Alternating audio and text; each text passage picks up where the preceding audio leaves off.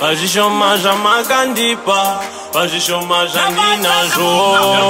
Vamwe vonditi ndopenga, vamwe vonditi meno zvandakasenga, vamwe vonditi ndine matenda, asi hapana kambosarudza kuti dai ndakazvarwa ndakadai. Hapana kana wani wedakambosarudza kuti dai upenyu hwakadai.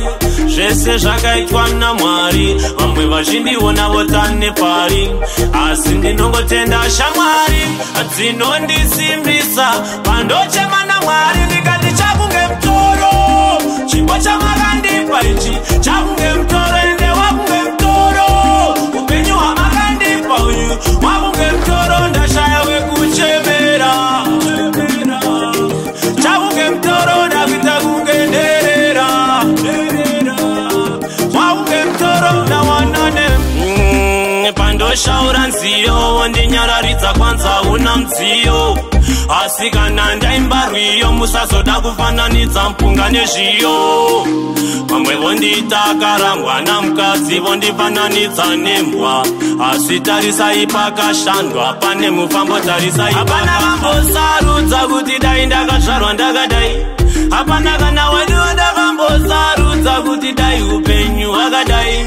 Zvese zvakaitwa naMwari, vamwe vachindiona votane pari, asi ndinongotenda shamwari dzinondisimbisa. Pandochema naMwari ndikati chakunge mutoro norema, chakunge mutoro norema ishe, wakunge mutoro norema, wakunge mutoro norema ishe. Ndashaya kuchemera, chemera, chemera, ndakuita kunderera, derera, derera. Pazvishoma zvamakandipa, pazvishoma zvandinazvo. Vamwe vonditi ndopenga, vamwe vonditi meno zvandakasenga, vamwe vonditi ndine matenda, asi hapana kambosarudza kuti dai ndakazvarwa ndakadai.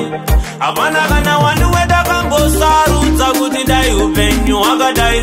Zvese zvakaitwa naMwari, vamwe vachindiona votane pari, asi ndinongotenda shamwari dzinondisimbisa.